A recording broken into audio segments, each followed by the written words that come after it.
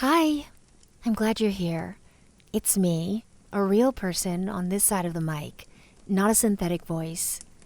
I want this to feel like a real conversation, even if I'm the only one talking. And if you hear me having a human moment or shift in my chair, it's just because I'm actually here with you.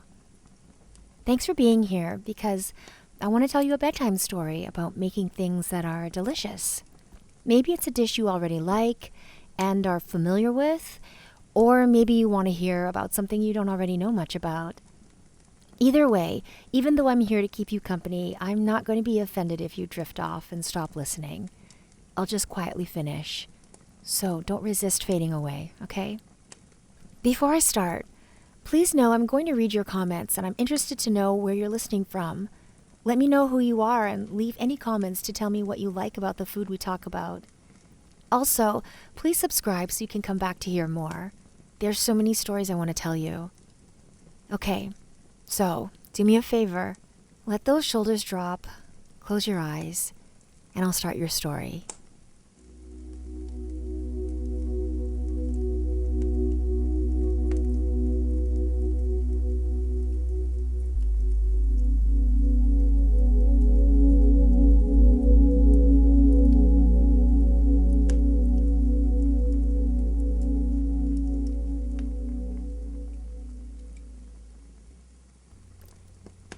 Imagine a kitchen bathed in the amber glow of a late afternoon sun.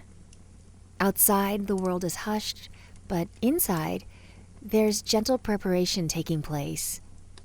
We're here to talk about birria, not just as a meal, but as a legacy. Birria is a deeply flavorful traditional Mexican dish, most famously associated with the state of Jalisco, where it evolved into a celebrated symbol of regional cuisine. At its heart, birria is a slow-cooked stew made with tender meat, traditionally goat, though beef is now commonly used. It's simmered for hours in a richly spiced chili-based sauce known as consommé. This dish is defined by its vibrant red broth, created from dried chilies that are rehydrated, blended, and strained into a smooth aromatic sauce. These chilies, combined with warm spices like cinnamon, cloves, cumin, and oregano, form a complex flavor profile that balances gentle heat, earthy depth, subtle sweetness, and comforting warmth. Why do people love this dish? Beyond the fat, the salt, and the spice, people love birria because it's honest. It's a dish that invites you to lean in. You cannot eat birria while standing up and looking at your phone. It requires two hands. It requires a stack of napkins. It requires you to be messy, to be human, and to be present. In a digital age, birria is a physical anchor.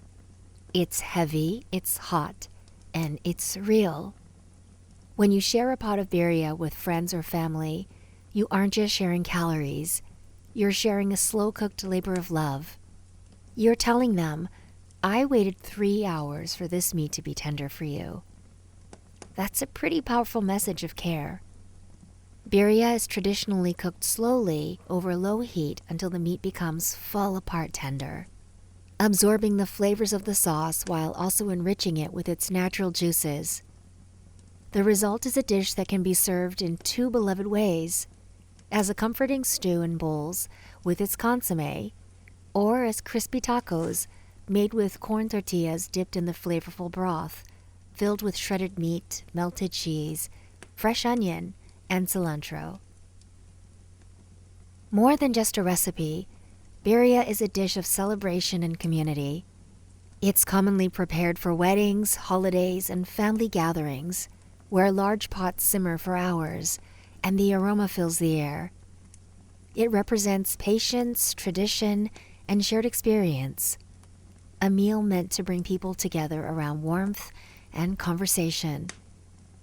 And then there are birria tacos, or quesabirria.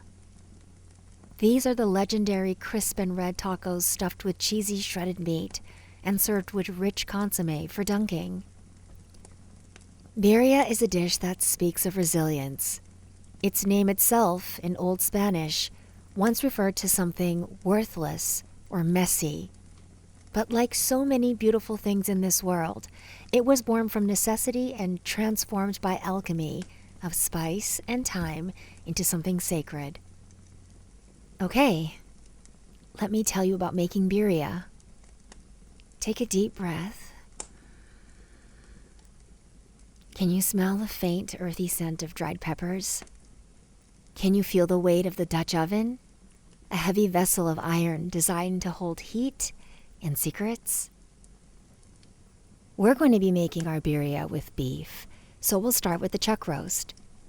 In the quiet of the kitchen, we'll take these large 4-inch chunks of beef that are marbled with ribbons of fat that look like swirls on a topographical map of a high plateau. Sprinkle salt and black pepper. Salt is the oldest magic we have. It pulls the essence of the meat to the surface. As the olive oil shimmers in the pot, reaching that perfect dancing heat, you lay the meat down. Listen to that sizzle. It's a crisp, energetic sound. You aren't just cooking, you're building a foundation. We sear the meat in batches, letting the Maillard reaction create a deep mahogany crust. This is the soul of the brown, a caramelized layer that will eventually dissolve into the broth, giving it a base note of richness. Today, beef is commonly used, especially cuts like chuck roast that become tender with long cooking.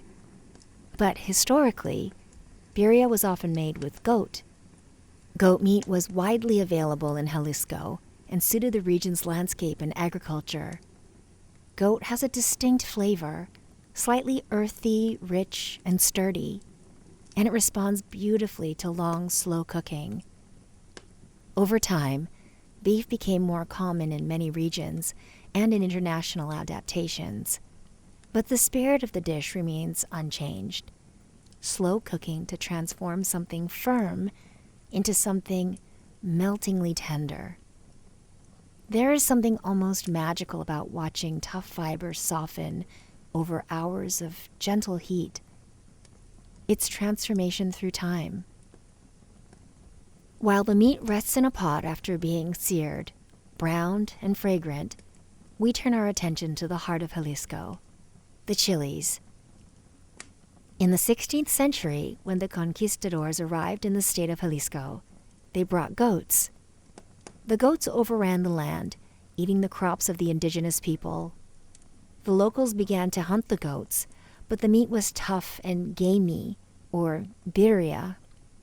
To make it edible, they buried the meat in pits with these very chilies, using slow heat to turn trash into treasure. To understand birria, we must understand the guajillo, the ancho, and the arbol. First, the guajillo, the workhorse. The guajillo is smooth-skinned and deep burgundy. These are vibrant chilies with a mild heat and a slightly tangy, fruity character. In the history of Mexico, the guajillo is the reliable narrator. It isn't overly spicy. Instead, it tastes of green tea and berries. They form the foundation of the sauce. Next, the ancho, the sweet shadow. The ancho, a dried poblano, is wrinkled, dark, and smelling of raisins and chocolate. Their flavor is deep, with subtle sweetness and hints of smoke. It provides the base of the sauce, a thick, velvet sweetness that counteracts the salt. They add body and richness, creating a velvety depth in the consommé. Ancho chilies are among the most commonly used dried chilies in Mexican cuisine, and they carry with them centuries of agricultural history tied to indigenous farming traditions. And then, the arbol, the fire. Finally, the tiny chili de arbol. These are the sparks, small, slender, and fiery. They bring the heat that sits in the back of the throat. They awaken the palate and balance the deeper tones of the other chilies. Together, these chilies create harmony, In Mexican cooking, chili is not just about spice. It's about complexity, about layering flavors, about balance. In a small pot, we nestle the chilies with Roma tomatoes, onion, garlic, bay leaves, and peppercorns. Tomatoes bring gentle acidity and natural sweetness. They soften the edges of the chilies and help create a rounded sauce. Tomatoes themselves have a fascinating history. While the tomatoes in our pot are softening, their skins splitting to reveal a jammy, sweet interior. We need to remember that the tomato was once a wild, marble-sized fruit in the Andes. Native to the Americas, they were cultivated long before European contact and became integral to Mesoamerican cuisine. In our birria, the tomato acts as the peacekeeper. It provides the acidity needed to cut through the heavy, marbled fat of the chuck roast, and it does so with a gentle, rounded sweetness. Onions and garlic add warmth and fragrance. When blended into the sauce, they disappear visually, but their presence remains in the background, grounding everything. Garlic especially has been used across cultures for thousands of years, valued not only for flavor, but historically for its perceived strength and vitality. All we need are 5 cloves. They seem small, but they're the anchors of the earth. Garlic has been used as a currency, a medicine, and a protector against the dark. In the context of a slow-simmered stew, garlic loses its bite and becomes something buttery and mellow. It melts into the beef broth, weaving itself into the very fibers of the meat. We also add bay leaves to our pot. Here, they perform a humble task. They provide a tea-like tannin to the liquid. If you were to taste the broth without the bay leaves, it might feel a bit flabby. The bay leaf provides the structure. It's the invisible skeleton that holds the flavor together. They will soak in the red chili oil and release a faint, woody aroma. After everything in the pot is simmered in water just enough to make them tender, we move to the blender. There, we add the cumin, Mexican oregano, cloves, and Mexican cinnamon. Let's get acquainted with these spices. The cumin is the scent of the sun-baked ground. It's an ancient spice found in the excavations of the Old World, but it found its true home in the spice blends of Mexico. It smells warm, not spicy hot, but warm, like a wool sweater. It gives the birria its brown flavor, that grounded, reliable taste that makes you want to take a second sip of the broth. The Mexican oregano is a bit of a trickster. It's not actually related to the Mediterranean oregano that you might put on a pizza. It's a cousin of the lemon verbena. In our birria, it provides a citrus-like brightness. Imagine the small, delicate leaves being dried in the Mexican sun, concentrating their oils until they smell like a mixture of licorice and lemon. When you crush that teaspoon of oregano between your palms before dropping it into the blender, you release a perfume that has been used in these lands for millennium. Next, let's look at the cloves. Cloves are the dried flower buds of a tree that once grew only on a tiny cluster of islands in Indonesia, or the Spice Islands. For centuries, these little buds were worth more than their weight in gold. They traveled by dhow across the Indian Ocean, by camel caravan across the Silk Roads, and eventually by galleon across the Pacific to the port of Acapulco. When the Spanish brought cloves to Mexico, the local cooks recognized their power immediately. Cloves have a numbing, warming quality. In birria, they provide a haunting flavor. You can't quite place it, but you would miss it if it were gone. It adds a layer of sophistication, a reminder that even a rustic goat herder's stew is connected to the furthest reaches of the globe. Mexican cinnamon, is not the hard, woody cassia you find in most stores. This is canela, soft, crumbly, and floral. It's brittle, composed of many thin paper-like layers that you could crush between your thumb and forefinger. In the history of Mexico, cinnamon is an interloper that became a citizen. Historically, cinnamon became part of Mexican cuisine through trade routes that connected Asia, Europe, and the Americas. Traveling from Sri Lanka to the Philippines, and finally to the shores of Mexico. But the Mexican palate did something extraordinary with it. They moved it from the dessert plate to the dinner pot. In our birria, the cinnamon isn't there to make things sweet. Instead, it acts as a bridge.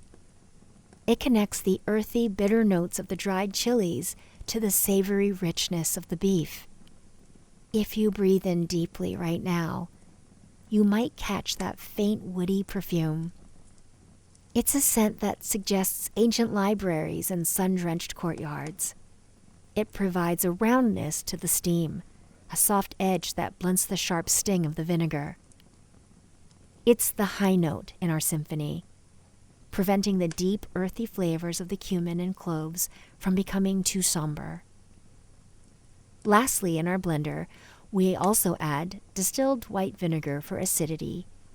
It prevents heaviness and ensures that every bite feels alive on the palate. To the nose, vinegar is sharp and bracing, but in the long, slow cook of the birria, the vinegar performs a miracle of chemistry. It acts as a tenderizer, reaching into those stubborn muscle fibers and coaxing them to let go. It sharpens the richness of the beef and deepens the chili flavor. Most importantly, it provides the brightness at the end of the tunnel. Without the vinegar, the beef and the chilies might feel too heavy or too dark. The vinegar is like a window thrown open in a dusty room. It lets the light in. It makes the flavors of the cloves and the oregano pop against the richness of the fat. When you flip the switch, the blender whips everything into a soft blur. The liquid becomes a thick, silken paint, the color of a desert evening. We strain it because we want the essence, not the grit. Once the sauce is blended and strained, it becomes silky and rich. Then we let the sauce fall into the pot over the meat like a velvet blanket. Then comes the long simmer. 3 hours, sometimes more. When you hear a pot simmering on the stove, you know you're being taken care of. You know that someone, maybe yourself, has invested time in your comfort. During this time, the meat slowly absorbs flavor.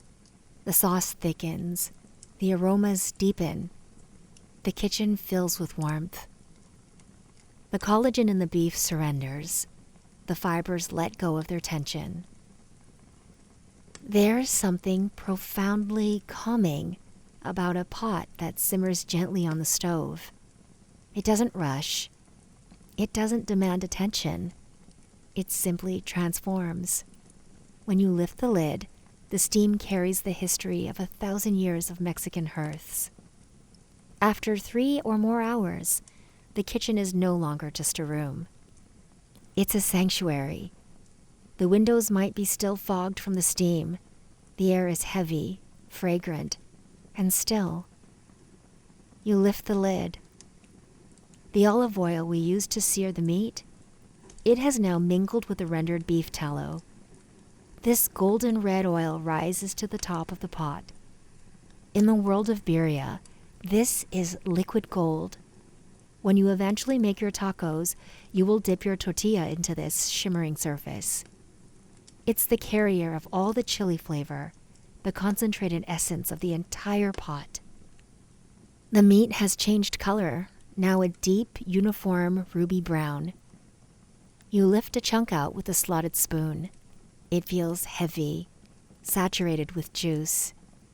As you place it in the bowl and press down with a fork, the meat simply sighs.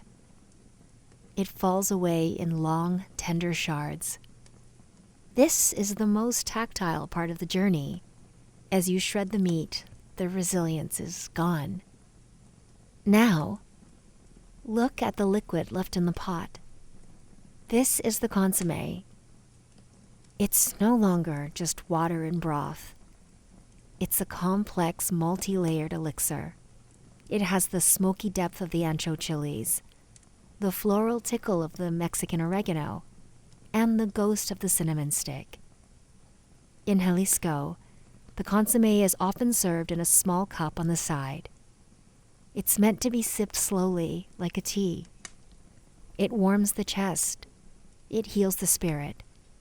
It's the ultimate cozy food because it requires nothing of you but to sit and enjoy its warmth.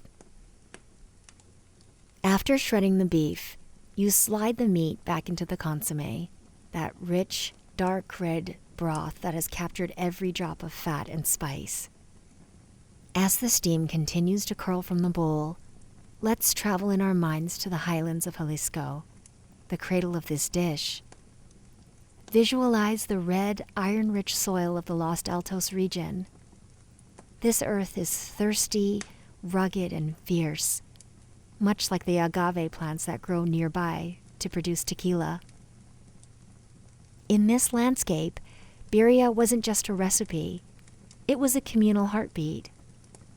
When a family prepared birria, it was often for the day after a wedding or a patron saint's feast. It's a restorative food. It's what you eat when you need to be brought back to life, whether from a long journey or a long night of celebration. The heat of the chilies in the broth acts like a physical wake-up call, while the richness of the beef provides a grounding weight. It's the culinary equivalent of a firm, loving hand on your shoulder. Let's talk about the first taste. The bowl of birria is served. You garnish it with the bite of raw white onion and the soapy freshness of cilantro. The first sip of the broth is a hug for your soul. It's warm, it's complex, and it tastes like home, even if you've never been to the place it came from. As the steam rises, let the world outside fade away. There's only the pot, the warmth, and the slow, soothing rhythm of a meal made with love. While birria began as a stew, it evolved in many regions into something new, Birria Tacos, or quesabirria, which are corn tortillas filled with the shredded meat, dipped into the consommé, and crisped on a hot surface until lightly toasted. The tortillas absorb flavor. They become stained with red chili sauce. The edges crisp slightly while the interior remains tender. Then comes Oaxaca cheese, melty, stretchy, creamy, adding contrast and comfort. Oaxaca cheese itself is a rich tradition in southern Mexico. Its texture resembles mozzarella, but its flavor is distinct and gently milky. Combined with onion and cilantro, the tacos become bright, savory, and deeply satisfying. Let's talk about this cheese. Named after the southern state of Mexico, this cheese is a stretched curd cheese, similar to mozzarella, but with a much deeper, more buttery soul. It comes in long ribbons, wound into a ball like yarn. When you place this cheese onto the oily red tortilla on the griddle, it begins to weep and melt. It creates a lacy, golden crust where it touches the metal. This is called a costra. As you add the shredded birria and fold the tortilla, the cheese acts as a molten glue. It binds the spicy meat to the earthy corn. When you pull the taco apart, the cheese stretches into long, shimmering threads. In the modern world, this is called quesabirria. It's a tactile masterpiece. It's messy. The orange oil will likely run down your fingers. In the culture of birria, this is not a mistake. It's the point. It's a meal that forces you to be present, to use your hands to wipe your chin, and to laugh about it. Birria Tacos is an innovation that demonstrates how traditional dishes evolve while maintaining core identity. Birria remains birria, even if it adapts. When people ask why they like birria tacos so much, they often struggle to put it into words. They talk about the cheese or the crunch of the taco, but the truth lies in the consommé. It's the taste of enough. It's the feeling that, for this moment, you have everything you need. Birria feels cozy because it engages multiple senses: the deep red color, the fragrant steam, the slow transformation, the rich broth, the balance of spice and warmth. It invites you to slow down. It rewards attention.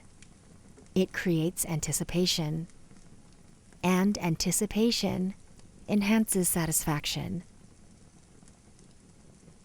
The kitchen is now dark, except for a single light over the stove.